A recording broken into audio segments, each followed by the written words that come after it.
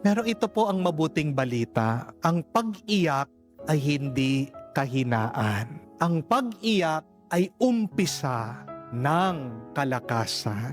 There is healing in crying. And after the weeping, there is consoling, there is strengthening. When you cry, my dear friends, you are emptying your heart so that God can fill it again. Kaya nga ang tanong, ano bang gusto mong bitawan ngayon? Ano ba ang sakit na gusto mong iwanan? Ano ang luha na hindi mo mailabas?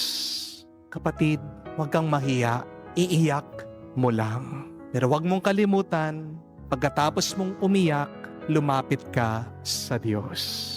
Sa unang pagbasa, sabi po ng Panginoon kay Esaias, "You will weep no more. The Lord will be gracious when you cry for help." At dinagdag pa nga ng Panginoon, when you turn your ear right or left, your ears will hear a voice saying, "This is the way, walk in it." Ang ganda po, no? Hindi sinabi ng Diyos, hindi ka iiyak. Ang sinasabi niya sa atin, kapag umiyak ka, nakikinig ako. Sasamahan kita sa pag-iyak mo at ipapakita ko sa iyo ang daan. Meaning, your tears do not drive away God. Your tears rather mock God. Hindi po kahinaan ang umiiyak. Pero ang pangako ng Diyos, hindi naman magtatagal ang pagluha mo.